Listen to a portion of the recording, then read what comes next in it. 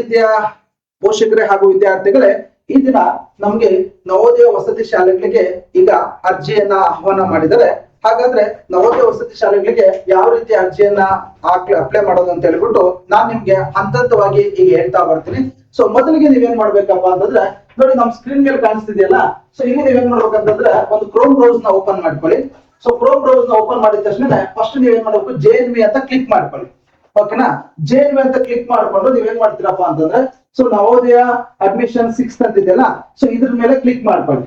Click ಆಗಿದ ತಕ್ಷಣ ನೋಡಿ ಇದೆ click here for registration for 6th JNV 2007 2027 28 ಅಂತಿದ್ರೆ ಅದ್ರ ಮೇಲೆ ನೀವು ಕ್ಲಿಕ್ ಮಾಡ್ಕೊಳ್ಳಿ. ಓಕೆನಾ, ಎಸ್. ಈಗ ನಮ್ಗೆ ಏನಾಗುತ್ತಪ್ಪ ಅಂದ್ರೆ ನೋಡಿ ಇಲ್ಲಿದೆ ಲಾಸ್ಟ್ ಡೇಟ್ ಫಾರ್ ಅಪ್ಲೈ ಏನಿದೆಪ್ಪ ಅಂದ್ರೆ 31/7/2026 ಇದು ಲಾಸ್ಟ್ ಡೇಟ್. ಸೊ ಇಲ್ಲೇನಾಗುತ್ತೆ download for admit card. So ಯಾವಾಗ ಅಡ್ಮಿಟ್ ಕಾರ್ಡ್ ಬಿಡ್ತಾರಪ್ಪ ಅಂತಂದ್ರೆ ಎಕ್ಸಾಮ್ ಡೇಟ್ ಕೊಡಿರ್ತಾನೆ ಅದಕ್ಕಿಂತ ಹಿಂದೆ ಒಂದು ವಾರದ ಹಿಂದೆ ಕೊಡ್ತಾನೆ. ಎಕ್ಸಾಮ್ ಡೇಟ್ ಬಂದು ನಮ್ಗೆ ಏನಿರುತ್ತಪ್ಪ ಅಂತಂದ್ರೆ 28/11/2026 ಗೆ ನಮ್ಗೆ ಏನಿರುತ್ತಪ್ಪ ಅಂತಂದ್ರೆ ಎಕ್ಸಾಮ್ ಇರುತ್ತೆ. ಸೊ ನೋಡ್ಕೊಳ್ಳಿ, ಬಹಳಷ್ಟು ಬೇಗ ಇದೆ ಎಕ್ಸಾಮ್, ಆದಷ್ಟು ವಿದ್ಯಾರ್ಥಿಗಳು ಬೇಗ ಇದಕ್ಕೆ ಎಕ್ಸಾಮ್ ಗೆ ತಯಾರಾಗಿ ಅಂತ ಹೇಳ್ತಾ, ಎಸ್ ಈಗ ನಮ್ಗೆ ಫಸ್ಟ್ ಅಪ್ಲಿಕೇಶನ್ ನಾವು ಹಾಕೋಣ. ಸರ್ ಏನ್ ಕೊಟ್ಟಿದ್ರಪ್ಪ ಅಂತಂದ್ರೆ, so first if the candidate parents and declare that candidates is filling all the above eligibilities ಅಂತ ಕೊಟ್ಟಿದ್ರೆ ಅಲ್ಲಿ ಎಸ್ ಅಂತ ಕೊಡಿ. ಸೊ ಅಲ್ಲಿ ನಿಮ್ಗೆ ಆಧಾರ್ ಕಾರ್ಡ್ ಇದೆಯಾ ಅಂತ ಕೇಳಿದ್ರ ಎಸ್ ಅಂತ ಕೊಡಿ. ಈಗ ನೀವೇನ್ ಮಾಡ್ಬೇಕಪ್ಪ ಅಂತಂದ್ರೆ ನಿಮ್ಮ ಆಧಾರ್ ಕಾರ್ಡ್ ನ ಇಲ್ಲಿ ಹಾಕ್ಬೇಕು, ಆಧಾರ್ ನಂಬರ್ ನ ನೀವು ಇಲ್ಲಿ ಹಾಕ್ಬೇಕು. ಎಸ್, ಆಧಾರ್ ನಂಬರ್ ನೋಡ್ಕೊಳ್ಳಿ. ಸೊ ಆಧಾರ್ ನಂಬರ್ ನ ನೀವು OTP ಹಾಕಿ, ಯಾಕಂದ್ರೆ ಎಂಟರ್ OTP ಅಂತಿದೆ, ಇಲ್ಲಿ ನೀವು OTP ಅನ್ನ ಹಾಕ್ಬೇಕು. ಎಸ್ ನೋಡಿ OTP ಈ ರೀತಿ ಇದೆ, ನೀವು OTP ಅನ್ನ ಹಾಕ್ಬೇಕು. ಸೊ ಇಲ್ಲಿ ನೀವ್ ಏನ್ ಮಾಡ್ಬೇಕಪ್ಪ ಅಂತಂದ್ರೆ, ಮೊದಲು ಮಗು ಹೆಸರು ಆಧಾರ್ ಕಾರ್ಡ್ ಅಲ್ಲಿ ಹೇಗಿರುತ್ತೋ ಹಾಗೆ ಶೋ ಆಗಿರುತ್ತೆ. ಇಲ್ಲಿದೆ ನಮ್ಮ ಮಗು ಹೆಸರಿದೆ, ನಾವು ಮಗು ಹೆಸರು ಆಧಾರ್ ಕಾರ್ಡ್ ಶೋ ಆಗಿರುತ್ತೆ. ತಂದೆ ಹೆಸರು ಓಕೆನಾ, ಎಸ್ ಈ ರೀತಿಯಾಗಿ ನೀವೇನ್ ಮಾಡ್ತೀರಪ್ಪ ಅಂತಂದ್ರೆ ತಾಯಿ ಹೆಸರನ್ನ ಹಾಕ್ಬೇಕು. ಅದರ ಜೆಂಡರ್ ಇಲ್ಲಿದೆ, ಜೆಂಡರ್ ಆಧಾರ್ ಕಾರ್ಡ್ ತಗೊಂಡಿರುತ್ತೆ, ಯಾಕಂದ್ರೆ ಆಧಾರ್ ಕಾರ್ಡ್ ಇರುತ್ತೆ. ನೆಕ್ಸ್ಟ್ ನೀವೇನ್ ಮಾಡ್ಬೇಕಪ್ಪ ಅಂತಂದ್ರೆ ಇಲ್ಲಿ ಮೊಬೈಲ್ ನಂಬರ್ ಅನ್ನು ಹಾಕ್ಬೇಕು. ಮೊಬೈಲ್ ನಂಬರ್ ಎಸ್, ಇದು ನಮ್ದು ಮೊಬೈಲ್ ನಂಬರ್ ಆಗಿರುತ್ತೆ. ಆ ಮೊಬೈಲ್ ನಂಬರ್ ಅನ್ನು ನಾವು ಇಲ್ಲಿ ಹಾಕಿದೀವಿ ನಾವು. ಎಸ್, ಇದಾದ ನಂತರ ನಾವ್ ಏನಾಗುತ್ತಪ್ಪ ಅಂದ್ರೆ ಎಸ್ ನೋಡ್ಕೊಳ್ಳಿ, ಜಿಮೇಲ್ ID ಅನ್ನ ಹಾಕಿದೀವಿ. ನೆಕ್ಸ್ಟ್ ನಿಮ್ಗೆ ಏನಾಗುತ್ತೆ, ಇಲ್ಲಿ ಕ್ಯಾಟಗರಿ ಕೇಳಿದರೆ ಯಾವ ಕ್ಯಾಟಗರಿ ಅಂತ ಹಾಕ್ಬೇಕು.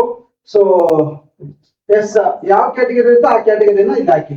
ಓಕೆನಾ, ಎಸ್. ಇಲ್ಲೇನ್ ಕೇಳಿದ್ರಪ್ಪ ಅಂದ್ರೆ ಡಿಸಬಿಲಿಟಿ ಇದಾರ ಅಂತ ಕೇಳಿದ್ರಪ್ಪ ಅಂತಂದ್ರೆ, ಡಿಸಬಿಲಿಟಿ ಅಂದ್ರೆ ಏನ್ ಗೊತ್ತಾ, ಹ್ಯಾಂಡಿಕ್ಯಾಪ್ಟ್ ಇದಾರ ಅಂತ ಕೇಳಿದ್ರೆ ಸೊ ನಮ್ಮಲ್ಲಿ ಇಲ್ಲ, ಹಾಗಾಗಿ ನಾವು ನನ್ ಅಂತ ಕೊಟ್ಟಿದೀವಿ ನಾವು. ಓಕೆನಾ, ನೆಕ್ಸ್ಟ್ ನಮ್ಗೆ ಏನಾಗಿದ್ದಪ್ಪ ಅಂದ್ರೆ ಏನೋ ಡಿಸಬಿಲಿಟಿ ಇದ್ರೆ ಪರ್ಸೆಂಟೇಜ್ ಕೇಳಿದ್ರೆ ಸೊ ಇಲ್ಲ, ಹಾಗಾಗಿ ನಾವು ಅದನ್ನ ಹಾಕಿದ್ವಿ. ಸೊ ನಿಮ್ಗೆ ಅಡ್ರೆಸ್ ಕೇಳಿದ್ರೆ ಅಡ್ರೆಸ್ ಆಧಾರ್ ಕಾರ್ಡ್ ಅಲ್ಲಿ ಏನಿರುತ್ತೆ ಅದು ಪ್ಲೆಚ್ ಆಗಿರುತ್ತೆ. ಸೊ ನಮ್ದು ಆಧಾರ್ ಕಾರ್ಡ್ ಅಲ್ಲಿ ಏನಿರುತ್ತೆ ಅದು ಪ್ಲೆಚ್ ಆಗಿದೆ, ಅದನ್ನ ಅಲ್ಲಿ ಹಾಕಿದ್ವಿ. ಪಿನ್ ಕೋಡ್ ಇದೆ ಈ ಕಡೆ, ಸೊ ಪಿನ್ ಕೋಡ್ ನೋಡ್ಕೊಳ್ಳಿ, ಇಲ್ಲಿ ಹಾಕಿದ್ವಿ. ಸೊ ನಮ್ದು ಪಿನ್ ಕೋಡ್ ಇದೆ, ನಾವು ಪಿನ್ ಕೋಡ್ ಹಾಕಿದ್ವಿ ನಾವು.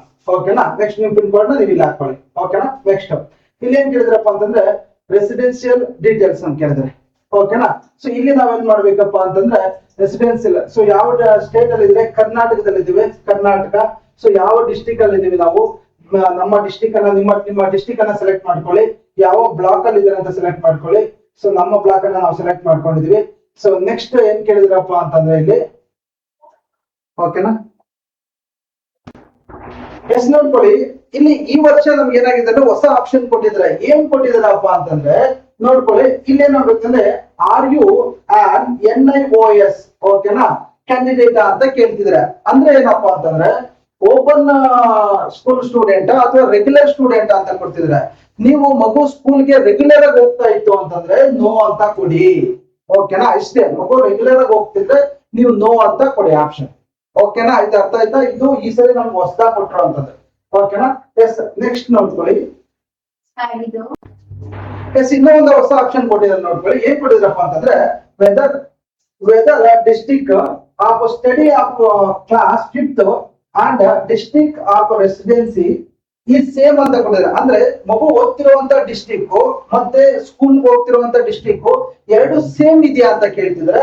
ಒಂದ್ ವೇಳೆ ನಿಮ್ಗೆ ಸೇಮ್ ಇತ್ತು ಅಂತಂದ್ರೆ ಎಸ್ ಕೊಡಿ, ಸೇಮ್ ಇಲ್ಲ ಅಂತಂದ್ರೆ ನೋ ಕೊಡಿ. ಹಾಗಾದ್ರೆ ಏನ್ ಮಾಡ್ಬೇಕು, ಮಗು 10 ಕಿಲೋಮೀಟರ್ ಒಳಗಡೆ ಏನಾದ್ರೂ ಸ್ಕೂಲ್ ಇತ್ತು ಅಂತಂದ್ರೆ ನೀವು ಅಪ್ಲಿಕೇಶನ್ ಹಾಕಕ್ಕೆ ಬೇರೆ ಡಿಸ್ಟ್ರಿಕ್ಟ್ ಅವರು ಎಲಿಜಿಬಲ್ ಇದ್ದೀರಾ, ಇಲ್ಲ ಅಂತಂದ್ರೆ ಎಲಿಜಿಬಲ್ ಇಲ್ಲ. ಸೊ ಹಾಗಾಗಿ ನೀವೇನ್ ಮಾಡ್ಬೇಕಪ್ಪ ಅಂದ್ರೆ ಎರಡು ಒಂದೇ ಡಿಸ್ಟ್ರಿಕ್ಟ್ ಅಲ್ಲಿ ಆಗಿತ್ತು ಅಂತಂದ್ರೆ ನೀವೇನ್ ಮಾಡ್ಬೇಕು, ಎಸ್ ಅಂತ ಕೊಡಿ. ಓಕೆನಾ, ಎಸ್.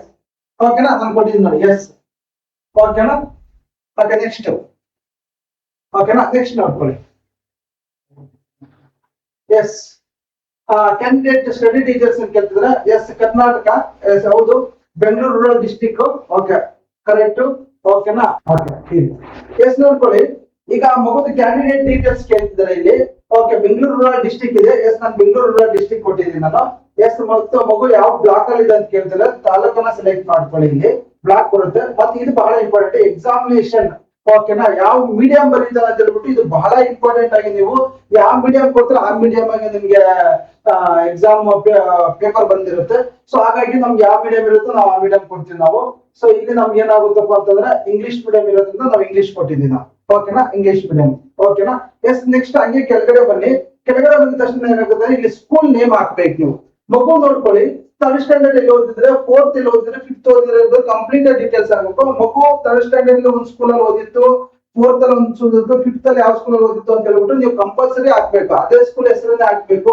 ನೀವು ಕನ್ಫ್ಯೂಷನ್ ಮಾಡ್ಕೊಂಬೇಡಿ, ಓಕೆನಾ. ಒಂದ್ ಕಡೆ ಕನ್ಫ್ಯೂಷನ್ ಆಯ್ತಂದ್ರೆ ನೀವು ಕಮೆಂಟ್ ಬಾಕ್ಸ್ ಅಲ್ಲಿ ತರಿಸಿ.